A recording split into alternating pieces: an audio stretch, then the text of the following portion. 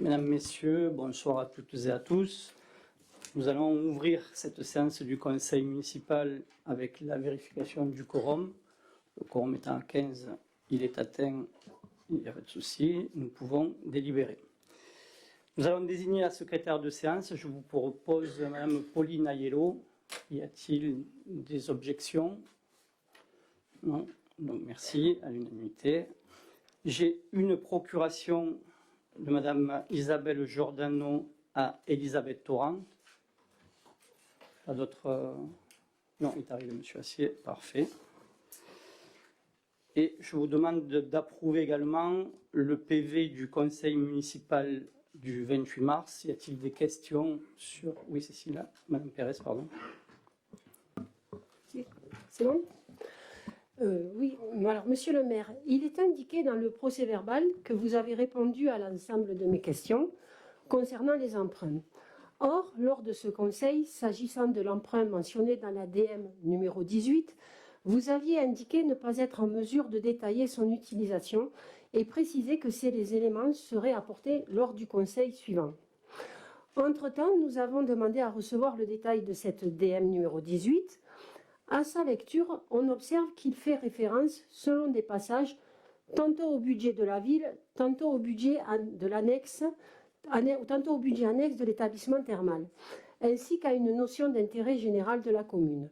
On souhaiterait donc, à ce stade, obtenir une explication claire sur la logique budgétaire retenue. Quel est le budget effectivement concerné par cet emprunt? Le budget de la ville ou le budget annexe des thermes? Et pour quel usage précis a-t-il été contracté? Merci.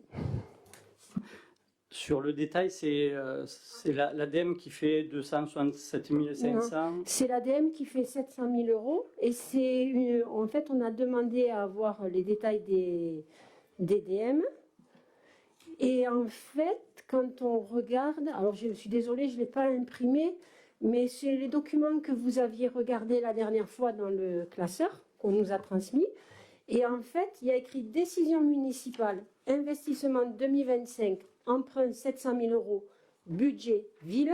Oui. Vous allez après à l'article 1, dans le cadre du financement des investissements prévus au budget primitif 2025 du budget annexe de l'établissement thermal. Et on continue. Objet du contrat du prêt, financement du programme d'investissement général de la commune de Ballaruc-les-Bains. Donc en fait, un coup c'est les thermes, un coup c'est la ville, un coup c'est de nouveau la ville. C'est de comprendre. Je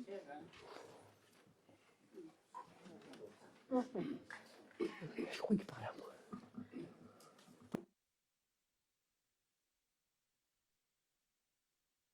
Tout est sur la ville?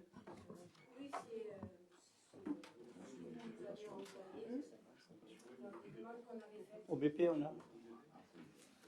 Non, c'est bien sur la ville.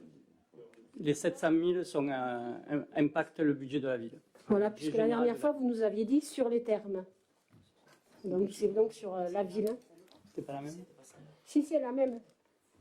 Parce qu'il y a 710 000 sur les thermes, mais... Et non, et celle-là, c'est celle à 700 000. C'est vraiment l'ADM numéro 18, où déjà, lors du premier conseil, c'était pas indiqué, et je vous avais posé la question de savoir pour quel budget c'était. Vous nous aviez répondu les termes et que c'était pour l'intérêt général de la ville et qu'on en discuterait après pour savoir ce qu'il en était.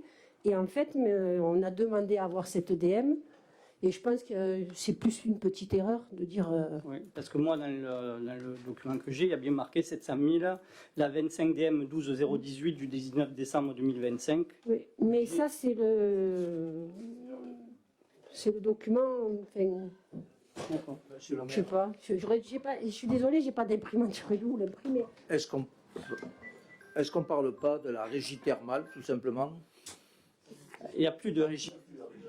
En fait, oui, mais l'annexe, en fait, le budget annexe, c'est le budget qui est fléché terme, et le budget de ville, c'est le budget de la ville qui c'est pour ça que je vous parle de la split. Non, mais là, c'est vraiment le budget ville. Les 700 000 impactent le budget de la ville, le budget général de la ville. Et en fait, quand on regarde les autres DM où il y a eu tous ces emprunts, les autres, il n'y a pas de souci. Sur l'entête, c'est bien écrit budget ville pour le budget ville en dessous et pourquoi c'est fait. Et mettons pour l'établissement Interval, il y a bien écrit décision municipale investissement. Oui, c'est une erreur d'affectation, Je mais sur pense le que- budget, sur le budget primitif, cet emprunt est bien fléché ville, donc il n'y a pas Il de... n'est plus en fléché terme, parce Non, que non, la il est dernière pas- fois, il est on pas du tout avait... terme. c'est- Il est bien sur la ville. D'autres observations? Non, c'est bon.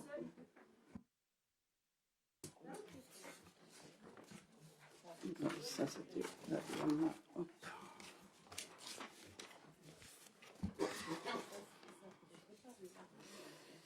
Donc on va passer à l'ordre du jour de ce conseil.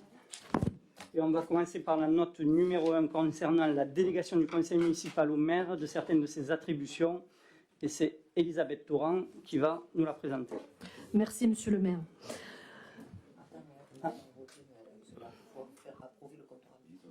Oui, mais oui, il n'y a pas d'opposition sur le compte rendu du coup, hormis cette remarque qu'il faudra. Après, peut-être vérifier, de la rajouter...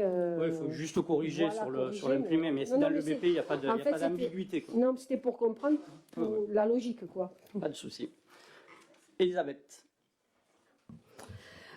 Le Code général des collectivités territoriales permet au conseil municipal de déléguer certaines de ses attributions au maire. Il est proposé que le maire soit chargé par délégation du conseil municipal des attributions listées. Premièrement, d'arrêter et de modifier l'affectation des propriétés communales utilisées par les services publics municipaux et de procéder à tous les actes de délimitation des propriétés communales. Deuxièmement, de fixer, dans les limites d'une diminution ou d'une augmentation annuelle de 10%, les tarifs des droits de voirie, de stationnement, de dépôt temporaire sur les voies et autres lieux publics. Troisièmement, de procéder dans les limites prévues par le budget de l'année considérée à la réalisation des emprunts destinés au financement des investissements prévus par le budget, aux opérations financières utiles à la gestion des emprunts.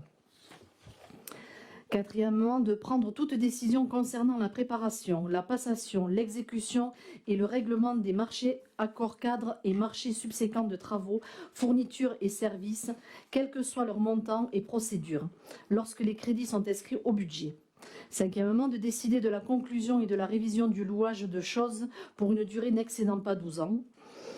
Sixièmement, de passer les contrats d'assurance ainsi que d'accepter les indemnités de sinistres y afférents. Septièmement, de créer, modifier ou supprimer les régies comptables nécessaires au fonctionnement des services municipaux. Huitièmement, de procéder la délivrance et la reprise des concessions dans les cimetières. Neuvièmement, d'accepter les dons et legs qui ne sont pas... Je répète. Neuvièmement, d'accepter les dons et legs qui ne sont grevés ni de conditions ni de charges. Dixièmement, de décider l'aliénation de gré à gré de biens mobiliers jusqu'à 4 600 €. Onzièmement, de fixer les rémunérations et de régler les frais et honoraires des avocats, notaires, avoués, huissiers de justice et experts. Douzièmement, de fixer dans les limites de l'estimation des services fiscaux, les domaines, le montant des offres de la commune à notifier aux expropriés et de répondre à leurs demandes. Treizièmement, de décider de la création de classes dans les établissements d'enseignement. Quatorzièmement, de fixer les reprises d'alignement en application d'un document d'urbanisme. Quinzièmement, d'exercer au nom de la commune les droits de préemption définis par le Code de l'urbanisme dans la limite d'un montant de 500 000 €. Seizièmement, d'intenter au nom de la commune les actions en justice ou de défendre de la commune dans les actions intentées contre elle en première instance, en appel et en cassation dans les procédures suivantes. Saisine et représentation devant l'ensemble des juridictions administratives pour les contentieux de l'annulation, contentieux de pleine juridiction, de contentieux répressifs dans le cadre de contraventions de voirie. Saisine et représentation devant l'ensemble des juridictions civiles et pénales. Dépôt de plainte et constitution de partie civile devant l'ensemble de ces juridictions. Et de transiger avec les tiers dans la limite de 1 000 €. 17e point, de régler les conséquences dommageables des accidents dans lesquels sont impliqués des véhicules municipaux à hauteur de 10 000 €. 18e point, de donner l'avis de la commune préalablement aux opérations menées par un établissement public foncier local. 19e point, de signer la convention dans lesquelles un constructeur participe au coût d'équipement d'une zone d'aménagement concertée. 20e point, de réaliser les lignes de trésorerie sur la base d'un montant maximum de 4 millions €. 21e point, d'exercer ou de déléguer au nom de la commune et dans la limite d'un montant de 500 000 € le droit de préemption. 22e point, d'exercer au nom de la commune le droit de priorité dans la limite d'un montant de 500 000 euros. 23e point, de prendre les décisions mentionnées relatives à la réalisation de diagnostics d'archéologie préventive prescrits pour les opérations d'aménagement ou de travaux sur le territoire de la commune. 24e point, d'autoriser au nom de la commune le renouvellement de l'adhésion aux associations dont elle est membre. 26e point, de demander à tout organisme financeur l'attribution de subventions sans limite. 27e point, de procéder au dépôt des demandes d'autorisation d'urbanisme relatives à la démolition, à la transformation ou à l'édification des biens municipaux. 28e point, d'exercer au nom de la commune le droit relatif à la protection des occupants de locaux à usage d'habitation. 29e point, d'ouvrir et d'organiser la participation du public par voie électronique. 30e point, d'admettre en non-valeur les titres de recettes ou certaines catégories d'entre eux présentés par le comptable public. Et 31e point, d'autoriser les mandats spéciaux que les membres du conseil municipal peuvent être amenés à exercer dans le cadre de leurs fonctions, ainsi que le remboursement des frais afférents. Compte tenu de ces éléments, il est demandé à l'Assemblée délibérante d'accorder au maire, pour la durée de son mandat, la délégation de certaines attributions du conseil municipal énumérées, d'autoriser monsieur le maire, s'il est absent ou empêché, à déléguer cette délégation au premier adjoint au maire. Merci. Merci Elisabeth. Y a-t-il des questions? Non, donc on va passer au vote. Qui est contre? Qui s'abstient? Qui est pour? Je vous remercie. Nous allons passer maintenant à la note de synthèse numéro 2 concernant les indemnités de fonction allouées aux élus, et c'est Irénée Catala qui va nous la présenter. Conformément au texte précité, le montant de l'enveloppe indemnitaire globale mensuelle susceptible d'être alloué aux maires et aux adjoints se calcule comme suit. Donc le calcul est le suivant, donc c'est le nombre d'adjoints multiplié par le taux maximal de l'indemnité de fonction d'un adjoint qui est de 23,32%, auquel on rajoute le taux maximal de l'indemnité de fonction du maire qui est de 58,3%, le tout pondéré par l'indice brut terminal de l'échelle indiciaire de la fonction publique qui est de 4 110,52 euros. On obtient une enveloppe indemnitaire globale mensuelle de 10 065,02 euros, constituant un plafond. Il est donc demandé au conseil municipal de délibérer sur l'attribution d'une indemnité de fonction au maire pour 1 808,63 euros, l'attribution d'une indemnité de fonction au premier adjoint au maire pour 725,51 euros, l'attribution d'une indemnité de fonction aux adjoints au maire pour 698,79 euros et pour terminer, l'attribution d'une indemnité de fonction aux conseillers municipaux délégués pour un montant de 219,91 euros. Il est demandé au conseil municipal de délibérer sur ces montants. Merci René. Y a-t-il des questions? Monsieur Diaz. Oui, bonjour. Je souhaite attirer votre attention sur la question des indemnités des élus et en particulier sur la place des conseillers municipaux d'opposition. Chaque élu, quelle que soit sa position, tient sa légitimité du suffrage et participe pleinement à la vie démocratique de notre commune.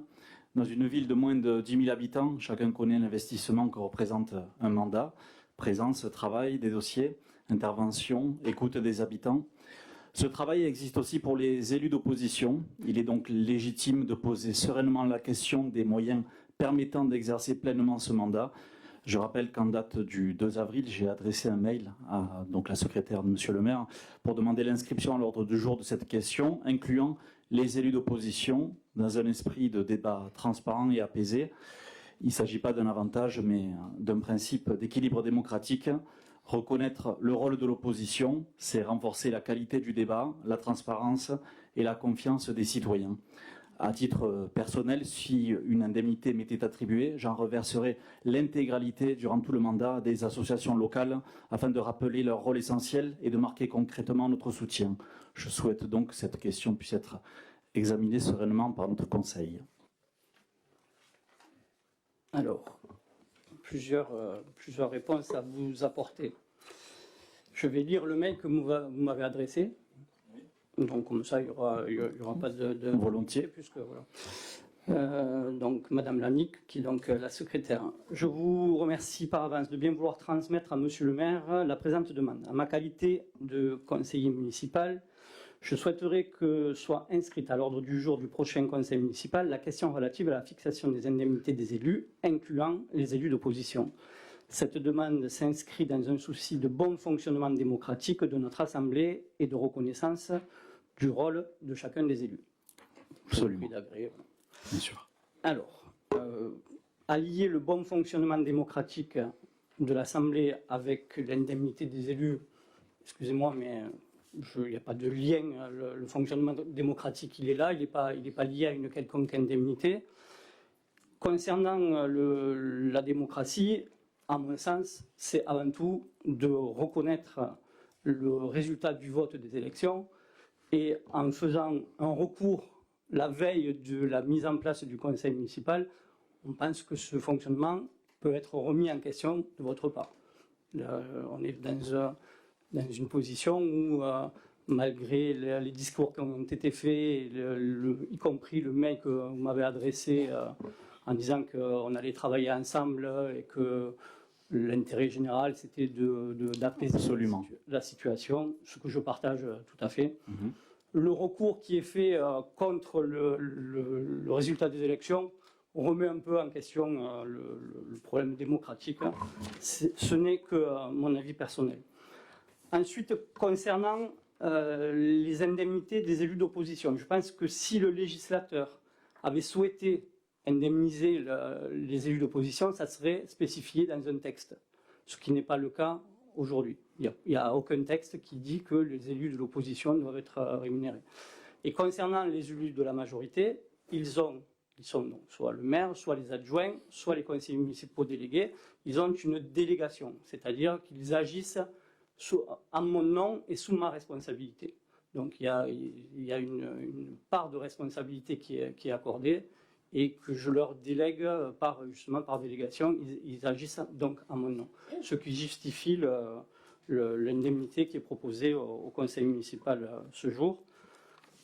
Ensuite, concernant les indemnités que je vous propose de voter, le maire peut aller jusqu'à 58,3%. On est à 44. Les adjoints à 23,32. On est à 17,65 pour la première adjointe et à 17 pour les adjoints. Et 6% du plafond pour les conseillers municipaux délégués. Ils sont à 5,35. Donc on est quand même en deçà de ce que la loi nous autoriserait. Voilà. Alors je ne vais pas parler du montant, hein. J'ai juste parlé du fait de participer. Notre objectif quand même, c'est d'intégrer les différentes... Mais ça, on va le voir par la suite, les différentes commissions et également conseils d'administration. C'est en ce sens aussi, et dans le but de participer pleinement au débat, justement que cette question a été posée. Mais la participation au débat n'est pas liée à une indemnité. C'est Elle est liée au travail, voilà. Au travail qu'on va vous demander par la suite.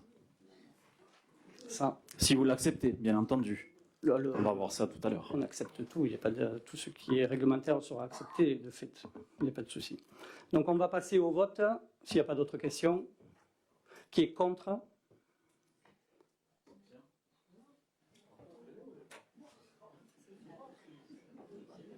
Un, 2, 3, 4, 5. C'est les réglages. 6 contre. Qui s'abstient? Une abstention. Qui est pour? 22. Je vous remercie. Nous allons passer maintenant à la note numéro 3 concernant la majoration des indemnités de fonction allouées aux élus.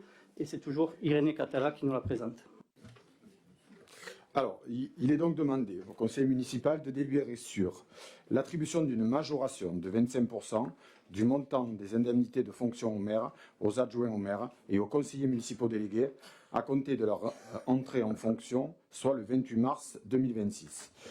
Alors vous avez ci-dessous un tableau récapitulatif avec les différentes majorations de 25% calculées, que ce soit pour monsieur le maire, que ce soit pour les adjoints ou que ce soit pour les conseillers municipaux délégués. Donc il est demandé au conseil municipal de délibérer. Merci René. Y a-t-il des questions? Pas de questions. Nous allons passer au vote. Qui est contre? 6 contre. Qui s'abstient? Une abstention. Qui est pour? 22. Je vous remercie. Nous allons passer à la note numéro 4 concernant la désignation des représentants de la ville au sein de la société publique locale chargée de l'exploitation des thermes de Ballaruc-les-Bains. Je demande aux 12 élus qui vont siéger à la SPLET de bien vouloir se déporter. C'est Joël Arnoux qui va lire cette note et je laisse la présidence à Sophie Escaut. Merci, monsieur le maire.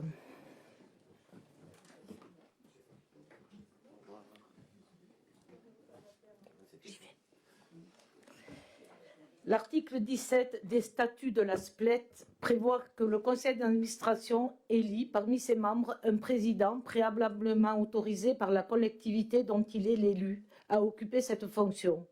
Le président du conseil d'administration organise et dirige les travaux du conseil d'administration dont il rend compte à l'Assemblée générale. Il veille au bon fonctionnement des organes de la société et s'assure à remplir leur mission que les administrateurs sont en mesure de remplir. Selon la décision du conseil d'administration, il pourra également exercer les fonctions de directeur général de la société. Il est demandé au conseil municipal de décider à l'unanimité de ne pas procéder au scrutin secret conformément à l'article 2121-21 du Code général des collectivités territoriales. Est-ce que tout le monde est d'accord? Bon, pas d'opposition? Non.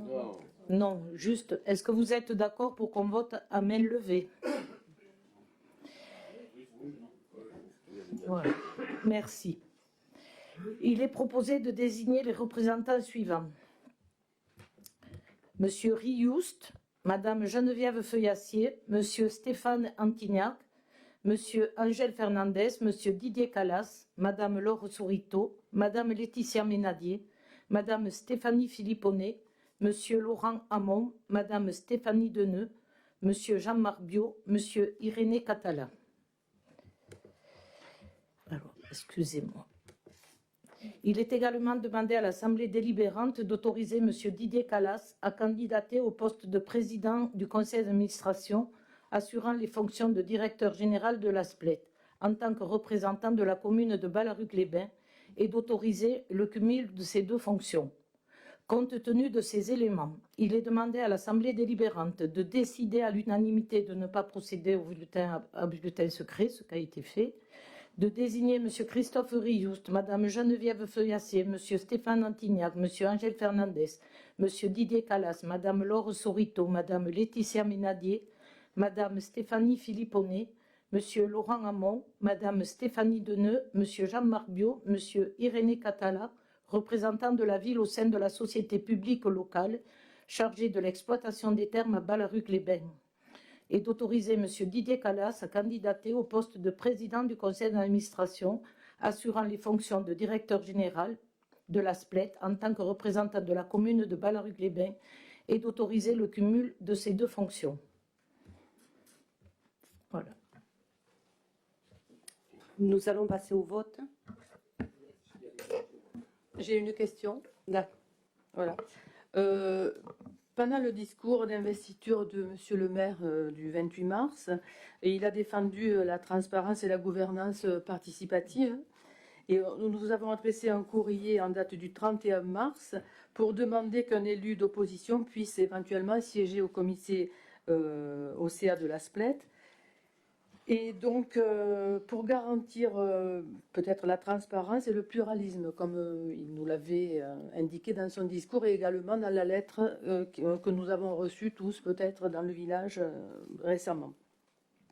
Et on découvre finalement une proposition représentant uniquement les représentants issus de la majorité. Voilà. Donc, est-ce que déjà on aurait pu avoir un retour de ce courrier ? Et ensuite, pourquoi un refus d'attribuer un siège à un élu d'opposition, ce qui n'aurait pas forcément changé la donne au niveau des décisions, mais qui peut-être aurait permis d'inclure 48% de l'électorat de Ballaruc-les-Bains.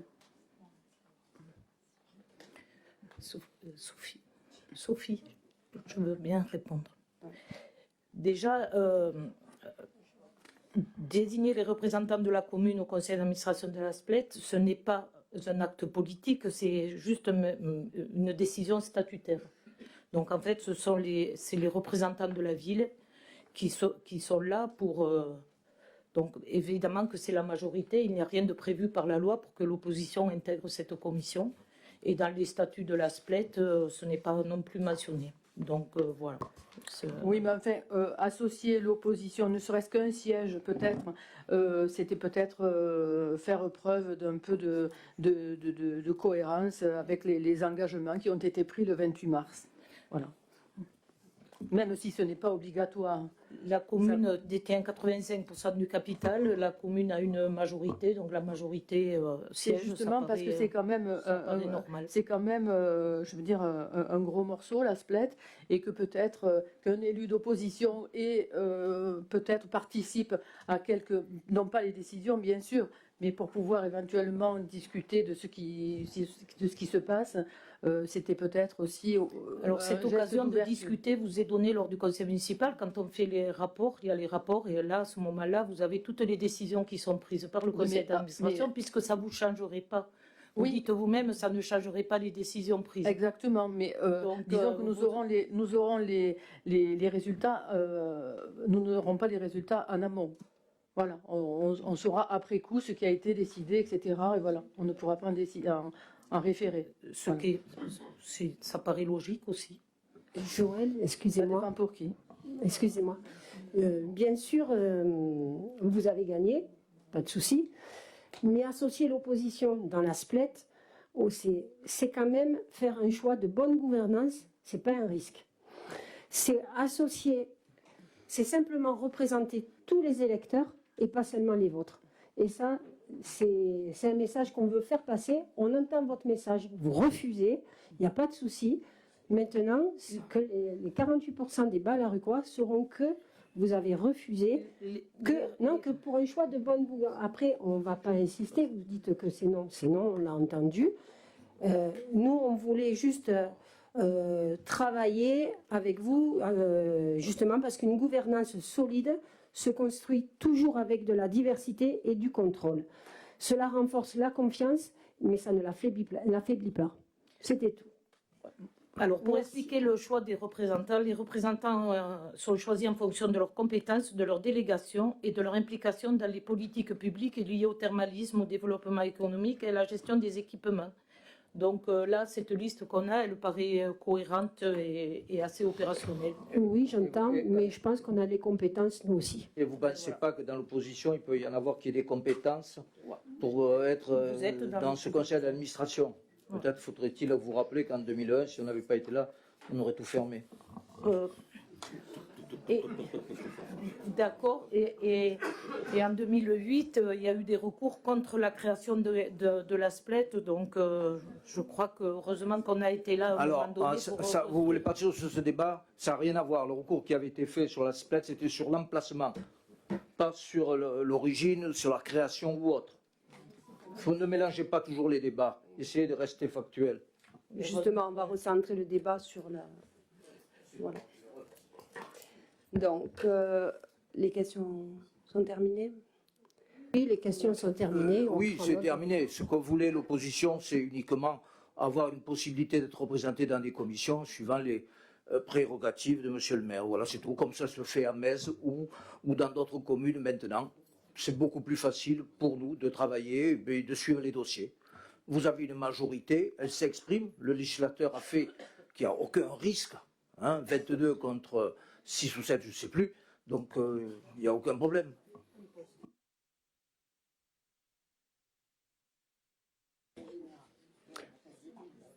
On va passer au vote. Donc, quels sont ceux qui sont contre?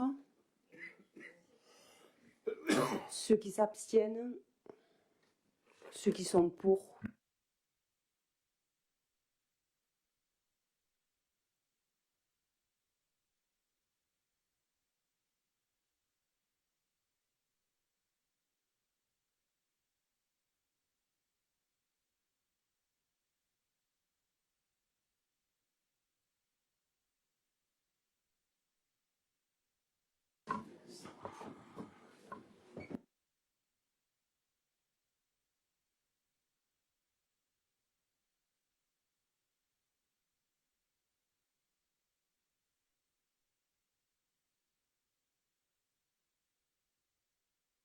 Donc nous allons passer maintenant à la décision, enfin à la note numéro 5, pardon, concernant la désignation des représentants de la ville et des commerçants au sein du conseil d'administration de l'EPIC, établissement public industriel et commercial de gestion des campings municipaux de la ville de Ballard-les-Bains. C'est Angèle Fernandez qui va nous la présenter.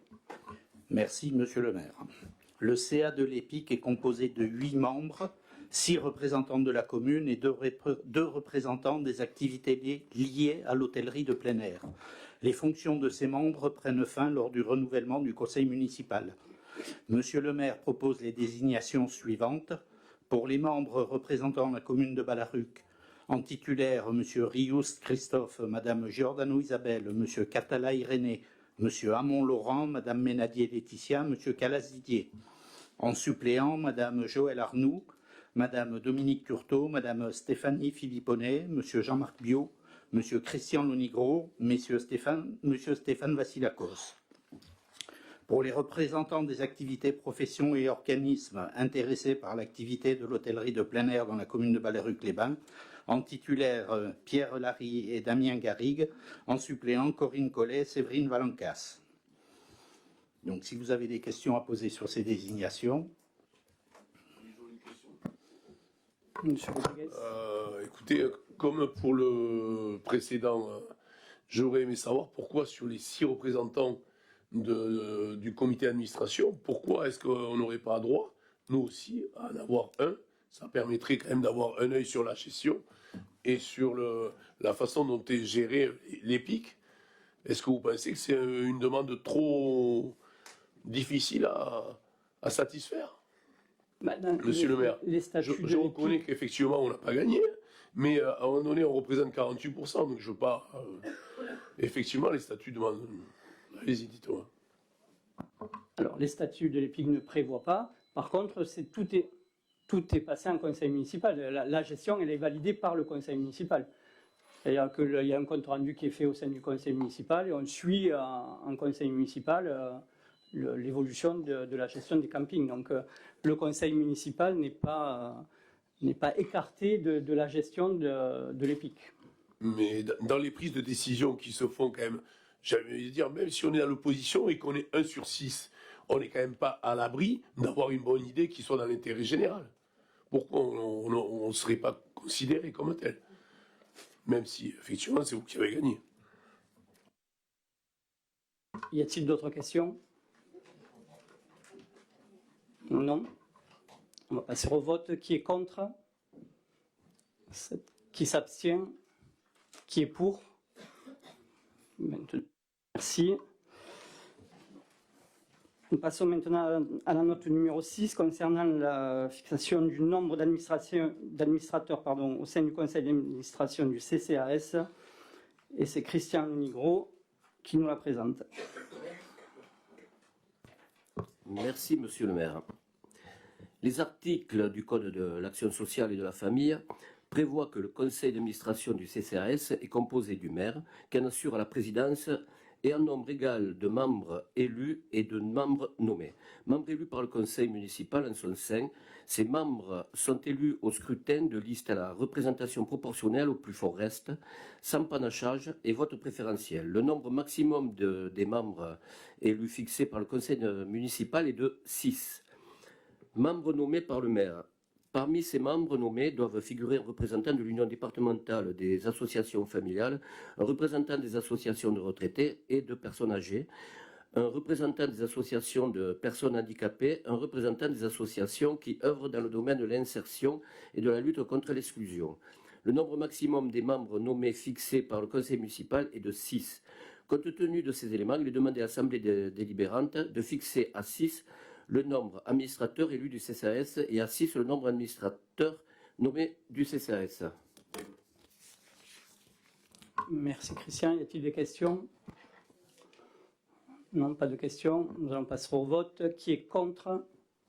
Qui s'abstient? À l'unanimité, je vous remercie. Excusez-moi. Par contre, c'était pas indiqué qu'il fallait vous contacter pour envoyer notre liste. On prend les candidatures, il n'y a pas de... Ah oui, mais pas maintenant. C'est pas maintenant. C'est la prochaine. Ah, pardon. C'est la 7. Là, d'abord, on fixe le nombre C'est bon. et après, on passe au vote. Donc, note numéro 7, élection des représentants du conseil municipal au sein du conseil d'administration du CCAS. Et c'est Christian Nigro qui nous la présente.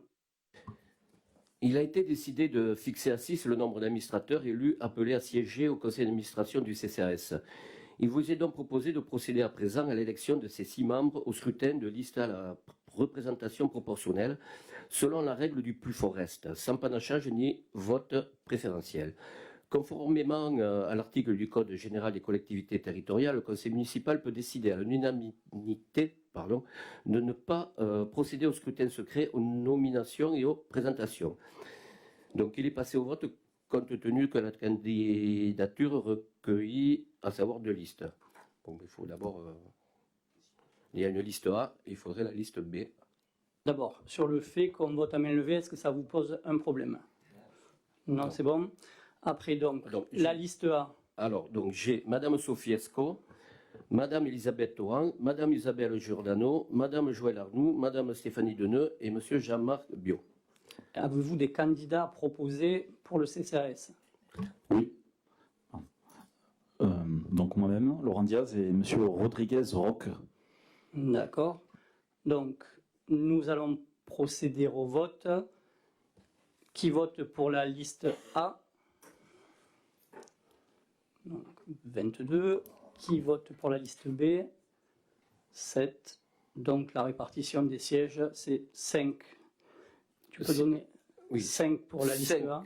Pour Madame Sophie Esco, Madame Elisabeth Thoran, Madame Elisabeth Giordano, Madame Joëlle Arnoux, Madame Stéphanie Deneux et c'est tout. Et pour pour la... Donc Monsieur Diaz est élu au CCAS. Monsieur Diaz? Ok, Monsieur Diaz. Voilà. Donc, en conséquence, sont proclamés élus au conseil d'administration du CCAS, en plus du maire, président de droit, donc les 7 noms que j'ai donnés, les 6 noms, pardon. Compte tenu de ces éléments, il est demandé à l'Assemblée délibérante de décider à l'unanimité de ne pas procéder, j'ai été dit tout ça, d'élire les 6 administrateurs au conseil d'administration du CCAS. Merci Christian. On confirme bien, monsieur le maire, donc qui est introduit Laurent Diaz dans cette liste. Tout à fait. C'est ça. Les 5 noms de la majorité, plus monsieur Diaz pour la liste B. Non, mais je l'ai dit. J'ai précisé que monsieur Diaz était élu au CCAS. Ça a été dit. Je vous propose de passer à la note numéro 8 concernant l'institution de 2 commissions permanentes, une commission d'appel d'offres, une commission de délégation de services publics et fixation des conditions de dépôt des listes. Et c'est Madame Dominique Curteau qui va nous lire la note. Merci Monsieur le maire. Donc il y a lieu de créer 2 commissions, la CAO, la commission d'appel d'offres et la commission de délégation des services publics, CDSP. Ces 2 commissions présidées par le maire ou son représentant comportent 5 membres titulaires et membres suppléants élus par le conseil municipal au scrutin de la liste et à la représentation proportionnelle au plus fort reste, sans panachage ni vote préférentiel. Il est proposé donc d'élire les mêmes membres à la commission d'appel d'offres et à la commission de délégation de services publics, étant donné que leur mode d'élection est identique. La CAO intervient dans l'attribution des marchés publics. La CDSP intervient pour l'attribution des contrats de concession. Ces 2 commissions font l'objet d'un règlement intérieur joint en annexe.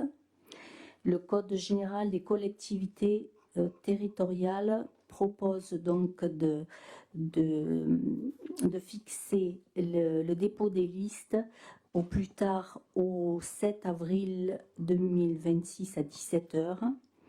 Les listes peuvent comprendre moins de noms qu'il y a de sièges, avec attribution des sièges de titulaires et de suppléants.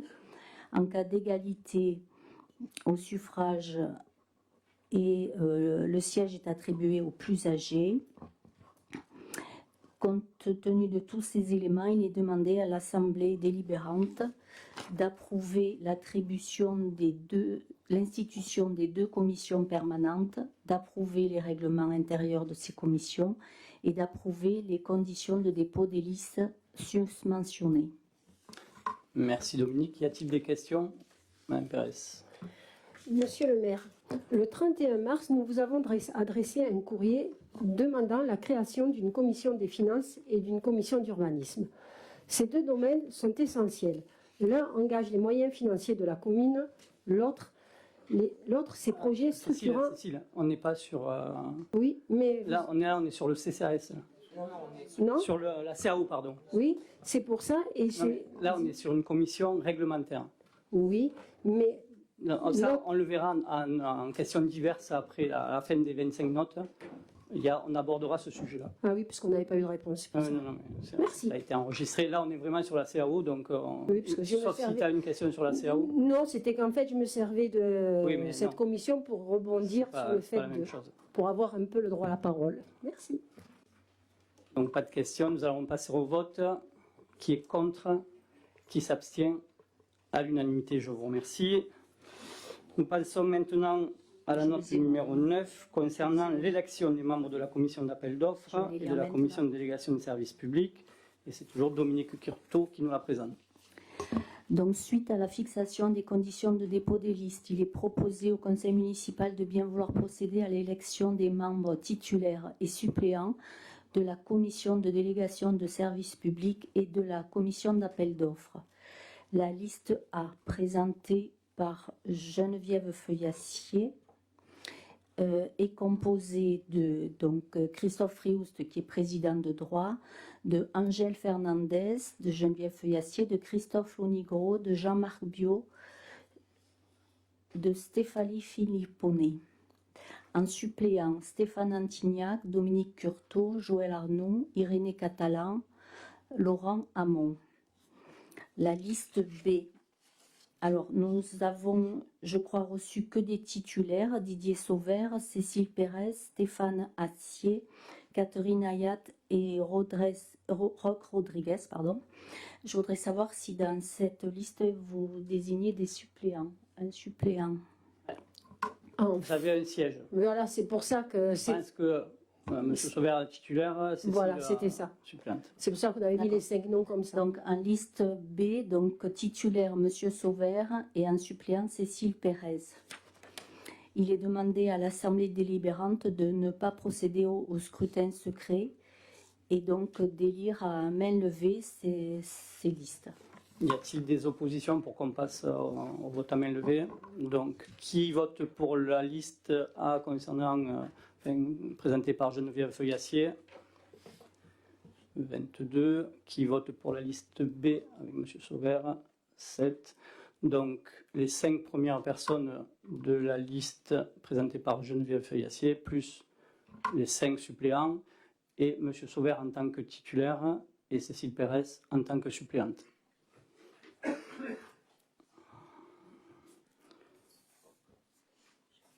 Donc, nous passons maintenant à la délibération numéro 11 concernant la désignation du correspondant défense qui est présenté. Excusez-moi, c'est la 10. Ah, excusez-moi, je voudrais aller trop vite, il y a un match ce soir. Donc, note numéro 10 concernant la nomination des représentants des collectivités membres de l'agence France locale, présentée par Laetitia Ménadier. Merci, monsieur le maire. À l'issue du renouvellement du conseil municipal, il convient de désigner le représentant de la ville au sein des instances de l'Agence France locale. Pour rappel, la mission du groupe Agence France locale est de satisfaire les intérêts économiques des collectivités qui en sont membres en s'appuyant sur un modèle économique simple et solide qui lui permettra de lever de la ressource financière à des prix concurrentiels, y compris en période de crise. Le conseil municipal peut décider à l'unanimité de ne pas procéder au scrutin secret, aux nominations et aux présentations. Il est demandé à l'Assemblée de décider à l'unanimité de ne pas procéder au scrutin secret, de désigner Irénée Catala en sa qualité de conseiller municipal en tant que représentant titulaire de la ville de Ballaruc-les-Bains et Christophe Frioust en sa qualité de maire en tant que représentant suppléant de la ville de Ballaruc-les-Bains à l'Assemblée générale de l'Agence France locale Société territoriale.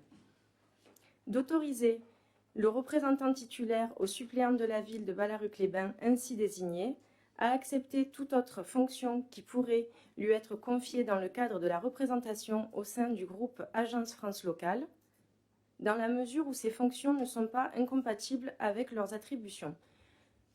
D'autoriser le maire à prendre toutes les mesures nécessaires à l'exécution de la présente délibération. Merci Laetitia. Y a-t-il des questions? Nous allons procéder au vote. Qui est contre? Qui s'abstient? Qui est pour? 22, je vous remercie. Nous arrivons bien à la 11 concernant la désignation du correspondant de défense et c'est Jean-Marc Biot qui va nous la présenter. Alors, il nous appartient de désigner aujourd'hui le correspondant de défense dans notre conseil municipal et par là même le représentant officiel de Ballaruc-les-Bains auprès du préfet, des forces armées et du délégué militaire départemental. Ainsi, il sera l'interlocuteur local privilégié des autorités civiles et militaires en ce qui concerne les questions de défense et les relations armée-nation. Il devra être un lien, un vecteur d'information, un point de contact pour toutes et tous en matière de défense. Jeunes scolarisés ou non, actifs, retraités, associations, entreprises, élus. Moins connu mais tout aussi important, sa mission sera aussi de sensibiliser les jeunes générations à la mémoire des conflits et il travaillera avec les associations d'anciens combattants pour prendre part aux actions de solidarité envers les vétérans et leurs proches au nom de la commune de Ballaruc-les-Bains. C'est donc un poste important, tant celui qui ne connaît pas l'histoire est condamné à la revivre. Dans ce cadre, nous vous proposons de désigner Stéphane Vassilakos en qualité de correspondant de défense. Merci de votre attention. Merci Jean-Marc. Y a-t-il des questions? Pas de questions. Nous allons procéder au vote. Qui est contre? Qui s'abstient? Qui est pour? 22. Je vous remercie. Nous passons maintenant à la note numéro 12 concernant la nomination d'un référent déontologue pour les élus locaux. Et c'est Laure Sorito qui va nous la présenter. Merci, Monsieur le maire. Dans le cadre de la charte de l'élu local, tout élu local peut consulter un référent déontologue chargé de lui apporter tout conseil utile au respect des principes. Il appartient ainsi à chaque collectivité concernée de nommer son référent par l'adoption d'une délibération spécifique. Nous vous proposons donc de désigner Olivier Reynaud, ancien déontologue et ancien magistrat, pour exercer cette mission pour la durée du mandat. Ce référent pourra être saisi par tout élu municipal sur des questions liées à l'exercice de son mandat. Il est soumis au secret professionnel, à l'exigence de discrétion professionnelle pour tous les faits, informations ou documents dont il aura connaissance dans l'exercice ou à l'occasion de l'exercice de ses fonctions. Il devra exercer sa mission en toute indépendance et impartialité. Il sera contacté par courriel, donnera sa réponse par courriel. Il pourra éventuellement rencontrer l'élu demandeur par visioconférence. Pour chaque dossier, il sera indemnisé de 80 €. Compte tenu de tous ces éléments, il est demandé à l'Assemblée délibérante d'accepter les modalités de nomination et d'exercice des fonctions du référent déontologue destiné aux élus communaux, d'approuver la nomination de M. Olivier Reynaud, d'autoriser M. le maire à signer tous les documents et à mener toutes les démarches afférentes. Merci Laure. Y a-t-il des questions? Pas de questions. Nous allons procéder au vote. Qui est contre? Qui s'abstient? Qui est pour? 22. Je vous remercie. Nous passons maintenant à la note numéro 13 concernant les frais de représentation du maire. C'est Stéphanie Philipponet qui va vous présenter la note et je laisse la présidence à Mme Geneviève Feuillassier.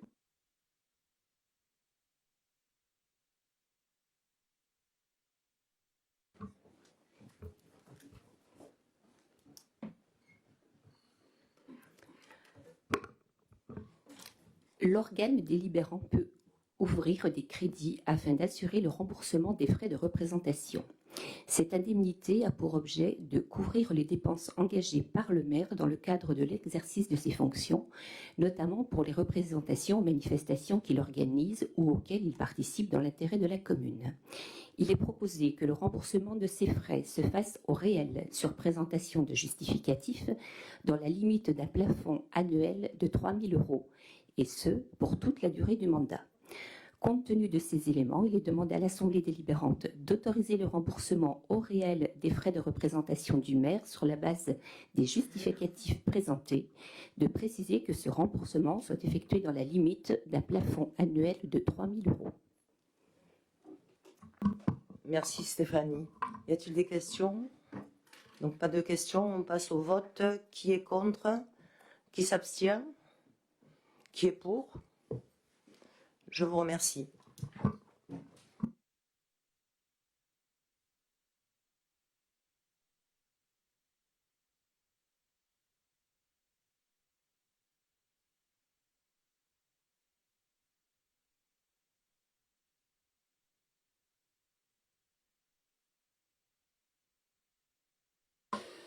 Donc, nous passons maintenant à la note numéro 14 concernant un véhicule de service mis à disposition de Monsieur le maire de ses adjoints avec autorisation de remisage à domicile et carte de carburant. Cette note vous sera présentée par Monsieur Laurent Hamon. Je demande aux adjoints ainsi qu'à moi-même de quitter la salle. Et c'est Laure Sorito qui prendra la présidence. Merci, Monsieur le maire.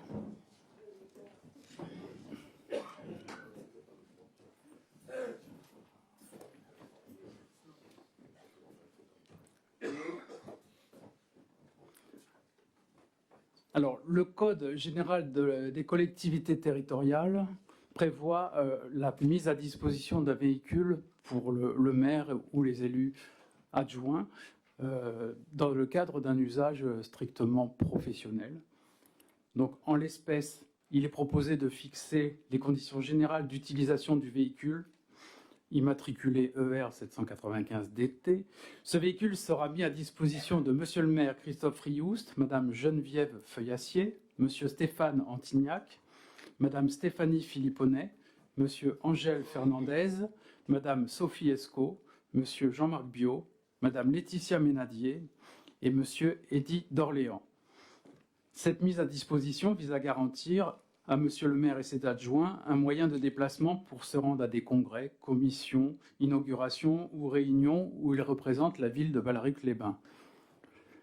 Dès lors, ce véhicule ne pourra pas être utilisé pour des déplacements liés à l'exercice d'un mandat de conseiller communautaire. Dans ce cas, c'est la communauté de communes qui doit prendre en charge les frais de déplacement. Donc cette mise à disposition sera uniquement utilisée pour des trajets professionnels et non pas pour des trajets privés. Par contre, il sera prévu pour des raisons de pratique et d'organisation que le véhicule puisse être remisé au domicile du maire ou d'un des adjoints pour des raisons pratiques de devoir partir en réunion le lendemain tôt ou rentrer tard le soir. Sera attribuée en plus avec ce véhicule une carte essence qui permettra de prendre en charge les frais de carburant. Compte tenu de tous ces éléments, il est demandé à l'Assemblée délibérante d'approuver les conditions d'utilisation de ce véhicule mis à disposition de Monsieur le maire et ses adjoints. Est-ce qu'il y a des questions? Y a-t-il des questions? C'est pas moi. Donc nous allons procéder au vote. Qui est contre? Qui s'abstient? Qui est pour? Merci.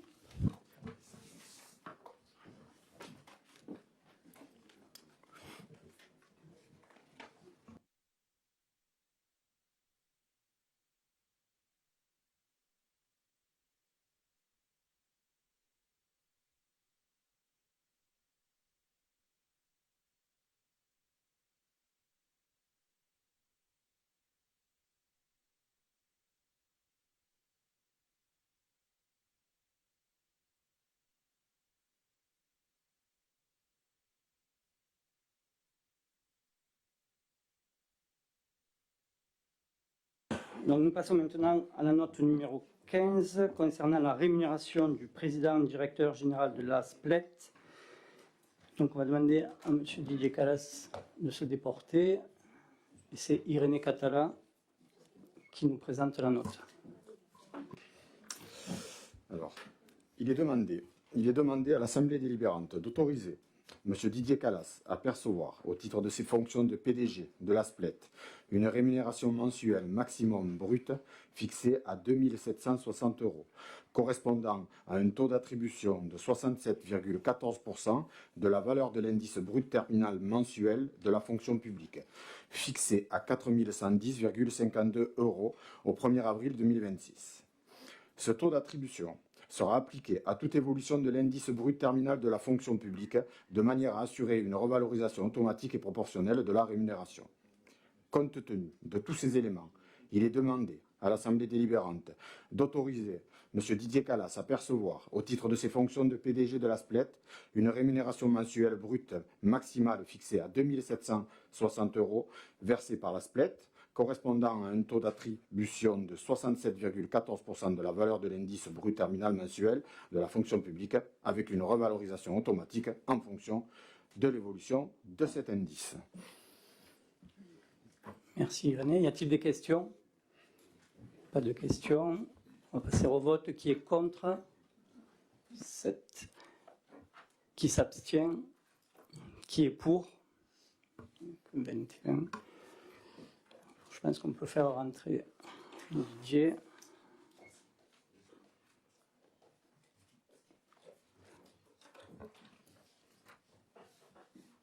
Nous passons maintenant à la note numéro 16 concernant l'attribution d'une rémunération aux représentants de la ville au sein de la société publique locale chargée de l'exploitation des thermes de Ballaruc-les-Bains. Je demande aux administrateurs de se déporter et c'est Stéphane Vassilakos qui présentera cette note sous la présidence de Sophie Espo.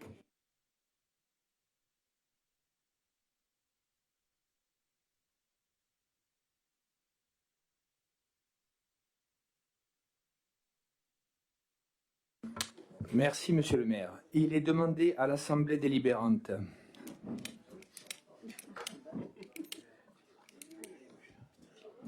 je marque.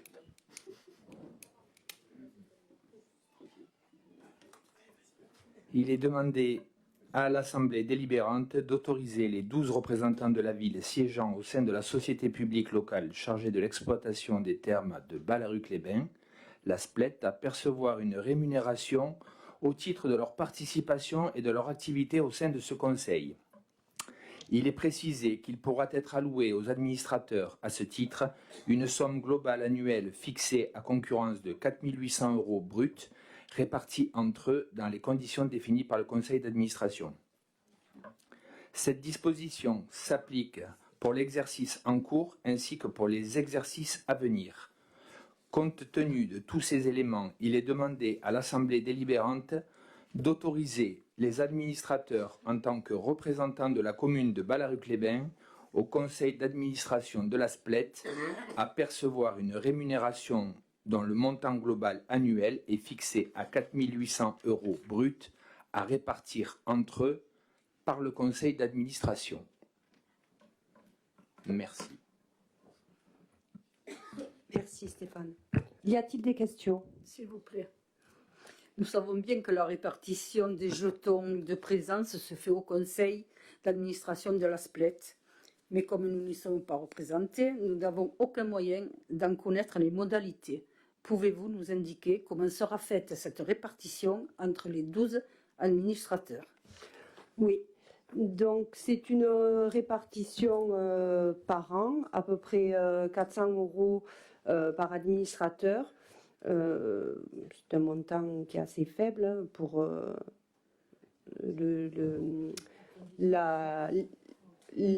pour ce qui couvre la responsabilité, le temps consacré dans cette SPLET. La possibilité prévue par la loi de 2010 sur les sociétés publiques locales des statuts de la SPLET propose cette rémunération. Ouais, voilà, la division en fait de l'enveloppe, c'est 4 800 €. Divisé donc par 12, ça fait 400.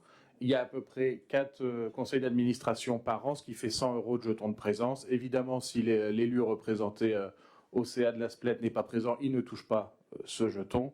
Et donc, effectivement, ça correspond aussi un peu au temps donné de ceux qui siégeront au CA des termes.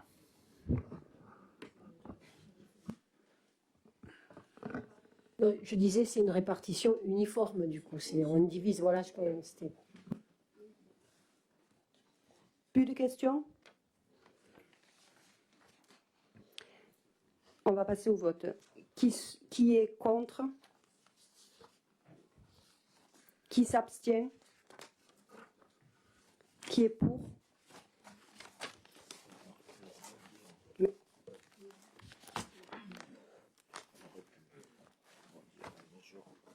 Pour être présent, ils ont un jeton, donc au conseil d'administration.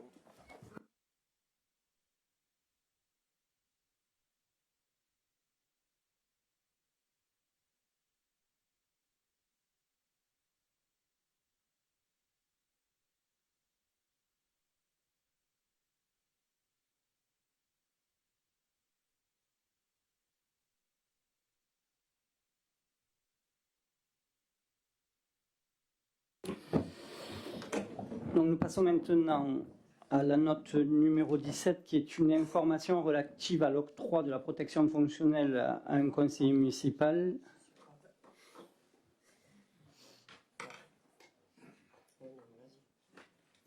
Et qui sera présentée quand elle l'aura retrouvée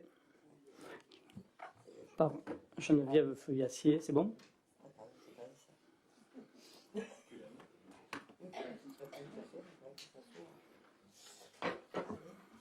Donc ce n'est qu'une information, il n'y a pas de vote. Donc, par un courrier en date du 9 février 2026, M. Gérard Canova a sollicité l'octroi de la protection fonctionnelle suite à la publication par le journal Le Singulier d'un article intitulé « Ballarug-les-Bains a pris 1 million d'euros, la belle-fille de Gérard Canova a obtenu un HLM », survenu le 8 janvier 2026. M. Canova a déposé une plainte pénale pour diffamation à l'encontre de cette publication. Geneviève Feuillassier, moi-même, a accusé réception de cette demande et en a informé l'ensemble des membres du conseil municipal le 17 février 2026. Conformément à l'article L. 2123-35 du Code général des collectivités territoriales et suite à ces formalités, la protection fonctionnelle a été accordée à M. Canova. Cette protection couvre notamment la prise en charge des frais de procédure et d'assistance juridique afférentes aux frais mentionnés.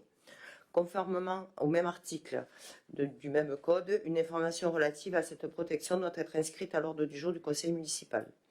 Le conseil municipal peut retirer ou abroger la décision de protection accordée à l'élu dans les conditions prévues aux articles L242-1 et L242-5 du Code des relations entre le public et l'administration. En l'espèce, M. Gérard Canova bénéficie de la protection fonctionnelle depuis le 17 février 2026, date à laquelle l'ensemble des conseillers municipaux, y compris M. Canova, a reçu l'ensemble des pièces du dossier et a été informé de cette demande de protection fonctionnelle. Compte tenu de ces éléments, il vous est demandé de prendre acte de cette information et prendre acte de la possibilité de retirer ou d'abroger, par délibération motivée, la décision d'octroi de cette protection jusqu'au 17 juin 2026. Merci Geneviève. Y a-t-il des questions? Non, pas de questions. Passons maintenant à la note numéro 18 avec l'adhésion à une convention relative à la mission de signalement des actes de violence, de discrimination, de harcèlement et d'agissement sexiste proposée par le CDG 34. Et c'est Stéphanie Deneux qui va nous la présenter. Merci, Monsieur le maire. Donc, mesdames et messieurs, un décret datant du 13 mars 2020 impose à chaque collectivité territoriale de mettre en place un dispositif de signalement des actes de violence, de discrimination, de harcèlement et d'agissement sexiste. Ce dispositif peut être organisé en interne, mutualisé entre plusieurs collectivités ou confié à un centre de gestion. Dans ce cadre, le Centre de gestion de la fonction publique territoriale de l'Hérault, le CDG 34, a mis en place par délibération en date du 13 décembre 2024 un dispositif dédié conforme aux exigences réglementaires. Il est proposé à notre collectivité d'adhérer à ce service par la signature d'une convention afin de formaliser les engagements réciproques. Ce dispositif permettra de garantir un traitement confidentiel et sécurisé des signalements, d'assurer une prise en charge professionnelle des situations sensibles, d'améliorer la structuration et la transparence des procédures et de mettre notre collectivité en conformité avec les obligations réglementaires en vigueur. Par ailleurs, cette externalisation permettra d'alléger la charge administrative de nos services. Les conditions financières sont les suivantes. 30 € pour l'analyse d'un dossier, 125 € pour une gestion de dossier simple, 250 € pour une gestion de dossier complexe. Compte tenu de ces éléments, il est proposé à l'Assemblée délibérante d'approuver l'adhésion de la collectivité au dispositif de signalement proposé par le CDG 34 et d'autoriser Monsieur le maire à signer la convention correspondante ainsi que l'ensemble des documents nécessaires à sa mise en œuvre. Merci. Merci Stéphanie. Y a-t-il des questions? Pas de questions, donc nous allons procéder au vote. Qui est contre? Qui s'abstient? À l'unanimité, je vous remercie. Nous passons à la note numéro 19 concernant la modification du tableau des effectifs qui nous est présenté par Sophie Escou. Merci, Monsieur le maire. Il est proposé une mise à jour du tableau des effectifs de la commune au 8 avril 2026 en supprimant les postes d'agents ayant bénéficié d'un avancement de grade, d'une promotion interne, d'une intégration directe ou ayant quitté les services et ayant été remplacés par des agents titulaires d'un autre grade. Il y a lieu de procéder à la suppression des postes suivants. Un poste de rédacteur principal de première classe, un poste de technicien principal de première classe, un poste d'adjoint administratif de première classe, un poste d'agent de maîtrise, 2 postes d'agent technique principal de première classe, un poste d'éducateur d'activité physique sportive principal deuxième classe, un poste d'animateur principal deuxième classe, un poste d'adjoint d'animation principale de deuxième classe, un poste chargé de mission, opération d'aménagement, grade ingénieur principal, un poste d'adjoint technique à temps non complet à 43%. Considérant que les besoins des services le justifient, il y a lieu de procéder à la création d'un poste de rédacteur à temps plein, d'un poste assistant de conservation contractuel à temps complet, 2 postes ASVP, agent de surveillance de la voie publique à temps complet, 8 postes d'adjoint d'animation contractuelle, mobilité durant les périodes de vacances scolaires. Le tableau des effectifs au 8 avril est joint en la présente.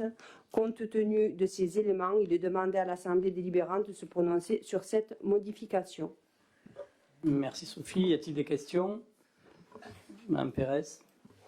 Oui. Pourriez-vous nous préciser quel est l'impact budgétaire global de cette modification des effectifs pour l'année 2026?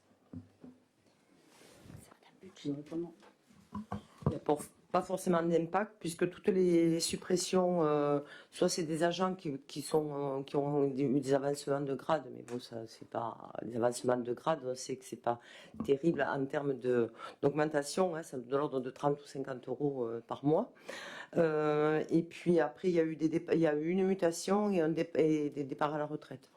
Donc il n'y a pas de... Après le poste, par exemple le poste de chargé de mission opération d'aménagement, qui est grade d'ingénieur principal, c'est une personne qui a réussi son concours et qui a été nommée.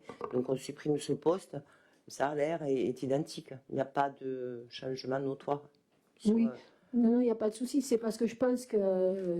Et donc on crée 2 postes d'ASVP, effectivement, comme on l'avait promis, puisque ça faisait partie de nos engagements, donc 2 postes d'ASVP. Bon, actuellement, on est en recherche d'emploi, de recherche de policiers municipaux. Donc, voilà, on a le budget nécessaire. Et ensuite, les postes d'adjoint d'animation contractuelle qui sont mobilisés durant les périodes de vacances scolaires, ils y sont. Sauf qu'ils n'étaient pas au tableau des effectifs. Et que maintenant, c'est obligatoire de le mettre au tableau des effectifs. Mais on les a toujours payés. Enfin, ils ont toujours été, voilà, c'est des emplois jeunes de l'été de la LSH. Voilà. En fait, la question, c'était, je me doute que il y a certains emplois qui étaient déjà connus, mais effectivement, quand on prévoit comme ça, il y a bien une ligne où, budgétairement, vous savez combien ça va coûter le Il n'y a coût pas global. d'impact. On a voté un budget. On a voté le budget avec la masse salariale, il n'y a pas d'impact sur la masse salariale. Ah, donc ça restera au même salaire finalement. Oui. Hein Monsieur Rodriguez. Je voulais savoir, au niveau des effectifs, il y a une évolution entre avant cette modification et après. Est-ce qu'il y en a plus? Est-ce qu'il y en a moins? Est-ce que c'est exactement pareil? Non, il n'y en a pas plus, puisque je vous disais donc sur les suppressions, en fait, c'est des postes qui ont été. En fait, ça, le tableau des effectifs, c'est une photographie du personnel en un instant T. Donc, les agents évoluent dans leur carrière professionnelle. Oui. Donc, quand il y a une évolution, on est obligé, avant d'ouvrir des postes, on crée des postes, et on les a créés au conseil municipal précédent, et vous n'étiez pas là. Et une fois que ces postes sont créés, que les agents sont mis dans les cases, on ferme les postes qu'ils occupaient. Mais si vous voulez, les agents, ils sont là, ils sont payés, il n'y a pas plus d'agents, il n'y en a pas moins. On est aux alentours de 210 agents, il n'y a pas plus d'agents. Il n'y a pas de recrutement supplémentaire, si ce n'est les 2 postes d'ASVP, mais qui sont prévus au budget. Et puis, sinon, après, c'est sur l'avancement de carrière des agents. Voilà. Donc, on est obligé de faire cette photographie à l'instant T. Donc, on ouvre des postes, et après, on les ferme. Monsieur C'est un peu compliqué, quoi. Donc, nous sommes à 215 postes, c'est ce qui est affiché dans le document, plus les 2 ASVP qu'on va recruter. C'est ça. Donc, 217. OK. Si, ils y sont, on vient de les ouvrir, là, les postes. Ils y sont, les 200. Ils sont dans les 215. Les postes sont ouverts, mais ils ne sont pas encore recrutés. Oui, non, mais d'accord. Donc, dans les 215, les 2 ASVP sont déjà comptés. Non, les postes occupés sont 215, et il y a 33 postes qui sont disponibles. Donc, vous avez sur les postes disponibles, il y a les 8 adjoints d'animation dont je vous parlais tout à l'heure. C'est des emplois saisonniers pendant les vacances scolaires, notamment pour la LSH. Ensuite, vous avez les ASVP. Et puis, il y a les moniteurs de voile aussi, qu'on prend en CDD sur les vacances, pendant la saison. Mais toutes ces personnes-là étaient déjà en CDD, enfin, c'est peut-être pas les mêmes qui reviennent du. Il y a les lignes qui sont créditées derrière. C'était déjà budgété. Sauf que là, on le met sur le tableau des effectifs, alors qu'avant, ça n'y était pas. Voilà. Et c'est une obligation maintenant de le mettre sur le tableau des effectifs, même si c'est des postes temporaires. Y a-t-il d'autres questions? Non. Nous allons procéder au vote. Qui est contre? Qui s'abstient? 7. Qui est pour? 22. Je vous remercie. Nous passons maintenant à la note numéro 20 concernant la création de 2 postes d'ASVP qui nous sera présentée par M. Didier Calas. Merci, Monsieur le maire. Les besoins de sécurisation aux abords des écoles, des équipements municipaux et lors des manifestations locales nécessitent une présence renforcée sur le terrain.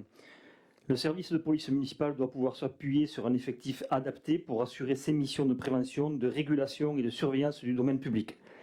La création de 2 postes d'agents de surveillance de la voie publique, communément appelés ASVP, répond à ces enjeux. Les ASVP interviennent dans le cadre du décret 2000-43 du 20 janvier 2000. Ils relèvent du cadre d'emploi des adjoints techniques territoriaux de catégorie C. Ils exercent des missions de prévention, de médiation, de surveillance du stationnement et de sécurisation de l'espace public en appui avec la police municipale. Les objectifs, la création de ces 2 postes vise tout d'abord à renforcer la présence sur la voie publique, notamment dans les secteurs à forte fréquentation, d'améliorer la régulation du stationnement, de sécuriser les abords des écoles et équipements municipaux, de soutenir les opérations de la police municipale dans les événements, marchés, manifestations, de renforcer la prévention et la médiation de proximité auprès des usagers, et d'améliorer la qualité du service rendu et la réactivité face aux sollicitations des administrés. Ces emplois permanents ont vocation à être pourvus par des fonctionnaires territoriaux et, si besoin, par des agents contractuels. L'impact financier, c'est très simple, c'est le coût annuel pour la collectivité, c'est la rémunération indiciaire, le régime indemnitaire et les charges patronales. Il appartient donc à cette Assemblée de valider la création de 2 postes d'ASVP, d'inscrire ces postes au tableau des effectifs et d'autoriser, en l'absence de candidats titulaires, le recrutement d'agents contractuels. Et enfin, d'autoriser Monsieur le maire ou son représentant à procéder au recrutement et à accomplir l'ensemble des démarches nécessaires. Merci Didier. Y a-t-il des questions? Une question, pouvez-vous rappeler, avec ces 2 postes d'ASVP, ça va faire combien en policiers municipaux? Ce jour, on est 6 agents de police municipale plus 2 ASVP. 8 personnes. Oui. Merci. Et sachant qu'il y a des postes ouverts, on est toujours en cours de recrutement. D'accord. Y a-t-il d'autres questions? Nous allons passer au vote. Qui est contre? Qui s'abstient? À l'unanimité, je vous remercie. Nous passons à la note numéro 21 concernant le remplacement de l'agent en charge du développement des publics et de la gestion administrative qui nous est présenté par Édith d'Orléans. Merci Monsieur le maire. Mes chers collègues, depuis le mois de janvier, l'agent titulaire du poste en charge du développement des publics et de la gestion administrative a quitté la collectivité. Il convient donc de le remplacer. Après déclaration de vacances du poste, il sera fait prioritairement appel à candidature sur un emploi statutaire relevant du cadre d'emploi des assistants de conservation. Toutefois, faute de candidats statutaires correspondant au profil de poste, il sera fait recours à des agents contractuels de droit public. Dans ce dernier cas, les contractuels entreront en fonction après la signature d'un contrat à durée déterminée d'une durée de 3 ans maximum, susceptible de renouvellement par reconduction express, dans la limite d'une durée totale de 6 ans. Rattaché à la responsable du service culture festivité en tant qu'agent chargé de développement des publics et de la gestion administrative, il ou elle aura à sa charge, entre autres, la mise en œuvre de la stratégie de développement des publics, le développement de l'animation de partenariats culturels, sociaux et institutionnels, ou encore l'accueil des publics et l'assurance du secrétariat du service. Compte tenu de ces éléments, mes chers collègues, il nous est demandé de recruter donc un assistant de conservation de patrimoine en charge du développement des publics et de la gestion administrative à temps complet sur emploi permanent, d'approuver le recrutement d'un agent contractuel de droit public, faute de candidat statutaire correspondant au profil de poste, d'accepter les conditions de recrutement et les missions confiées à cet emploi, et enfin d'autoriser Monsieur le maire ou l'adjoint délégué à signer toutes les pièces afférentes. Je vous remercie. Merci Eddy. Y a-t-il des questions? Pas de questions. Nous allons procéder au vote. Qui est contre? Qui s'abstient? 7. Qui est pour? 22. Je vous remercie. Nous passons à la note numéro 22 concernant la mise à jour des délibérations relatives aux emplois saisonniers. Et c'est Alain Course qui nous la présente. Merci Monsieur le maire. Voilà. L'augmentation importante de la fréquentation de la commune en avril et en novembre, générant un surcroît d'activité pour plusieurs services municipaux. La nécessité d'assurer la continuité et la qualité du service public ainsi que la prévention des conditions de travail des agents titulaires. Les besoins identifiés relèvent d'un accroissement saisonnier d'activité et justifient le recours à des agents contractuels pour les périodes concernées, à compter de l'année 2026, et pour chaque année, il y a lieu de créer des emplois saisonniers suivants. Pour la période du 1er mars au 30 novembre, 4 emplois saisonniers de moniteurs de voile, 4 emplois saisonniers d'assistants moniteurs de voile. Compte tenu du niveau de qualification requis pour chacun des postes, un niveau 4 pour les moniteurs de voile et de niveau 5 pour les assistants moniteurs, il est proposé de porter à la rémunération pour les assistants moniteurs calculés sur la base de l'indice de 5e échelon du grade catégorie C d'opérateur d'activité physique et sportive. Pour les moniteurs de voile calculés sur la base de l'indice de l'échelon 5 du grade de catégorie B d'éducateur et d'activité physique et sportive. Voilà. Pour la même période, du 1er avril au 30 novembre, 8 emplois saisonniers au grade d'adjoint technique pour les équipes propreté urbaine, logistique, festive, espace vert. La rémunération sera fixée sur la base de l'indice du premier échelon au grade d'adjoint technique de la fonction publique territoriale. Pendant les vacances scolaires, 20 emplois d'adjoints d'animation pour respecter les taux d'encadrement des enfants accueillis sans hébergement municipal. Ces animateurs contractuels devront être titulaires d'un diplôme BAFA ou autre, ou d'un diplôme professionnel tel que CAP Petite Enfance. La rémunération sera fixée sur la base de l'indice du premier échelon du grade d'adjoint d'administration de la fonction publique territoriale. L'ensemble de ces personnels percevront également l'indemnité de résidence, le supplément familial de traitement et éventuellement les primes et indemnités instituées par l'Assemblée délibérante. La nature des contrats, les agents seront recrutés par contrat à durée déterminée, saisonnier, conformément aux dispositions du Code général de la fonction publique. Le conseil municipal autorise monsieur le maire ou son représentant à inscrire les postes au tableau des effectifs et autorise monsieur le maire ou son représentant à procéder au recrutement de ses agents. Merci Alain. Y a-t-il des questions? Pas de questions, nous allons procéder au vote. Qui est contre? Qui s'abstient? À l'unanimité, je vous remercie. Nous passons à la note 23 concernant une subvention en nature, concernant la mise à disposition à titre gratuit d'un agent communal pour la participation à une classe verte. Et la note va vous être présentée par Pauline Aiello. Merci, Monsieur le maire. Il est proposé d'autoriser la mise à disposition à titre gracieux dans le cadre d'un mécénat de compétences de Monsieur Galliano Louis, adjoint territorial d'animation auprès de l'école Le Petit Prince, afin d'accompagner la classe verte organisée du 13 avril au 17 avril 2026 à Murat-le-Caire au centre Volca-Sancy. Cette mise à disposition fera l'objet d'une convention jointe en annexe à la présente délibération précisant les conditions d'exercice des missions, la durée ainsi que les modalités juridiques de cette mise à disposition. Elle constitue une subvention en nature dans le cadre d'un mécénat de compétences. Compte tenu de tous ces éléments, il est demandé à l'Assemblée délibérante d'approuver la convention de mise à disposition annexée à la présente délibération, d'autoriser Monsieur le maire ou l'adjoint délégué à signer la dite convention, ainsi que tout document nécessaire à l'exécution de la présente décision. Merci.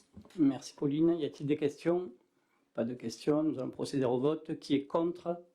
Qui s'abstient? À l'unanimité, je vous remercie.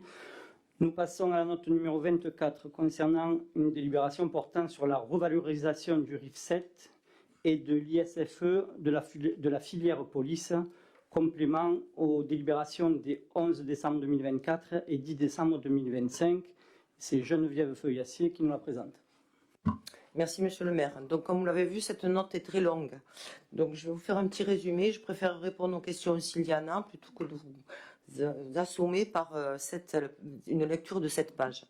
Donc, je vous rappelle ce que c'est le RIFSEP. C'est le régime indemnitaire des agents de la collectivité.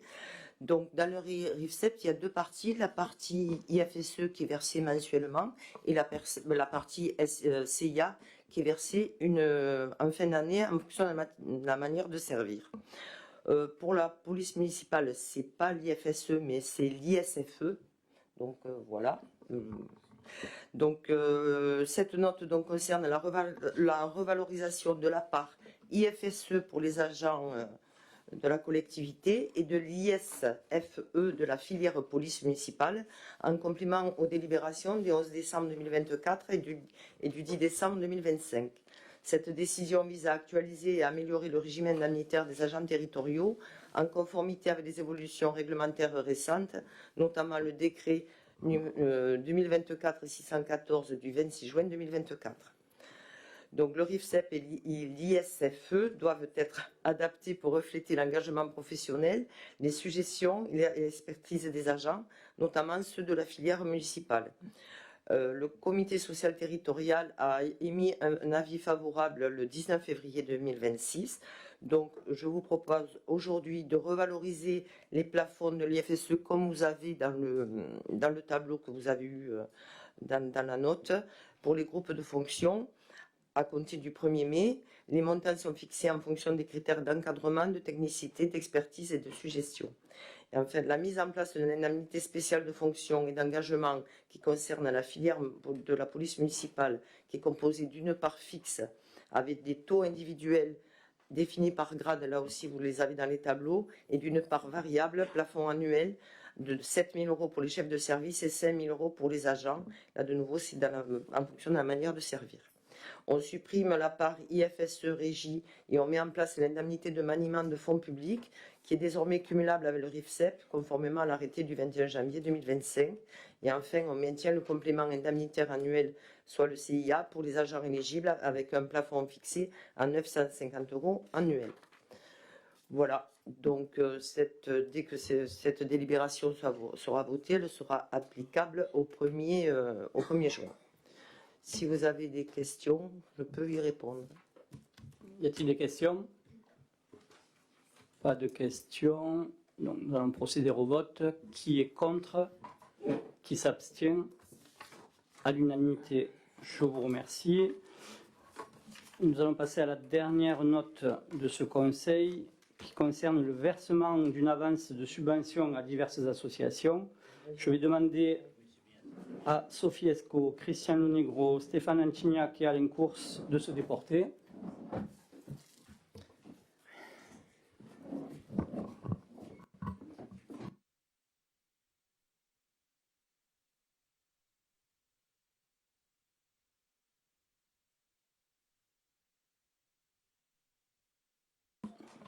Donc, certaines associations sollicitaient la ville pour une avance de subvention au titre de l'année 2026 au regard de leur rythme budgétaire et de leur activité. La ville de Ballaruc-les-Bains souhaite soutenir leur action et leur initiative citoyenne qui concrétisent les valeurs éducatives de la culture, des loisirs et du sport. Elle participe à l'intérêt général ainsi qu'à l'attractivité et à l'animation du territoire. Pour aider ces associations à mener à bien leur activité et leurs projets, il est proposé de leur allouer une avance de subvention sur les montants inscrits au budget 2026 selon le tableau suivant. Alors, concernant l'OCCE École Le Petit Prince, un montant de subvention avancé de 3 750 €, Acte Culture 20 000 €, l'Office municipal de la culture 5 000 €, la Boule d'Azur 20 000 €, l'Office municipal des sports 17 500 € et le Stade Ballarucois 20 000 €. Compte tenu de ces éléments, il est demandé à l'Assemblée délibérante d'approuver le versement des avances sur subvention aux associations mentionnées ci-dessus et d'autoriser Monsieur le maire ou l'adjoint délégué à signer les documents y afférents. Y a-t-il des questions? Pas de questions. Nous allons passer au vote. Qui est contre? Qui s'abstient? À l'unanimité, je vous remercie. Merci de bien vouloir faire rentrer les élus qui se sont déportés pour aborder les questions diverses.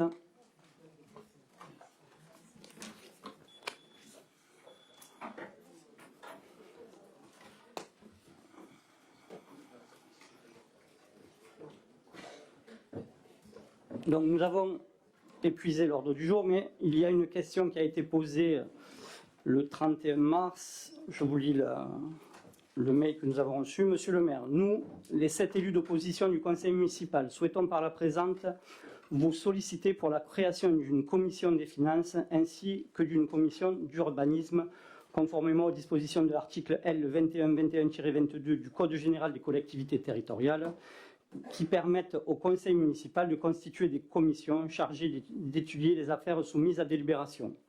Dans l'hypothèse où ces commissions seraient créées, nous vous demandons qu'elles respectent le principe de représentation proportionnelle applicable aux communes de plus de 1 000 habitants, garantissant ainsi la présence des élus d'opposition au sein de ces instances de travail. Nous vous remercions par avance de bien vouloir inscrire ces demandes à l'ordre du jour. Donc, on est toujours en train de constituer, puisqu'on n'a pas fini sur la Constitution, il y aura encore sur les conseils à venir des commissions à mettre en place, et que bien évidemment, le conseil municipal, s'il décidait de créer des commissions, vous serez bien évidemment représenté en fonction de ce que dit la loi, il n'y a aucun souci. Madame Pérez. Oui, juste pour savoir, est-ce qu'elles existent déjà? Non. Avant, parce que dans d'autres communes comme Amèze, Loupian, c'est fait. Donc c'était pour savoir sur Ballaruc. Ces commissions-là ne sont pas une obligation, c'est le conseil municipal qui décide ou non de les instituer. Mais voilà, si elles existent, par contre, oui, l'opposition est forcément représentée. Et du coup, vous êtes dans la perspective d'en ouvrir et de ne pas refuser. On va continuer à faire parce je pense qu'il y a encore jusqu'à juin. L'objectif, c'est septembre, parce que pour la commission de finances, par exemple, si on doit faire une commission, les budgets, on les vote le ROB en novembre et le budget, le BP en décembre. Donc, on va commencer à travailler à partir du mois de septembre. Donc, on a encore un peu de temps devant nous pour mettre en place des commissions. Mais je vous remercie pour ces explications, parce que vu qu'on n'avait pas eu le retour de courrier, et quand on a reçu les ordres du jour et qu'on a vu que ça ne figurait pas... Oui, ça c'est en question diverse, donc voilà. pour ça que ça ne au moins pas, on comprendra le principe. Il n'y a pas de souci. Mais de toute façon, sachez que quand vous interpellez la ville, c'est forcément traité. Voilà. Oui, il n'y a pas de souci avec Elisabeth, merci. Pas d'inquiétude à ce sujet-là. Mesdames, Messieurs, ce conseil est maintenant terminé. Merci d'y avoir participé. Je vous souhaite à toutes et à tous une bonne soirée.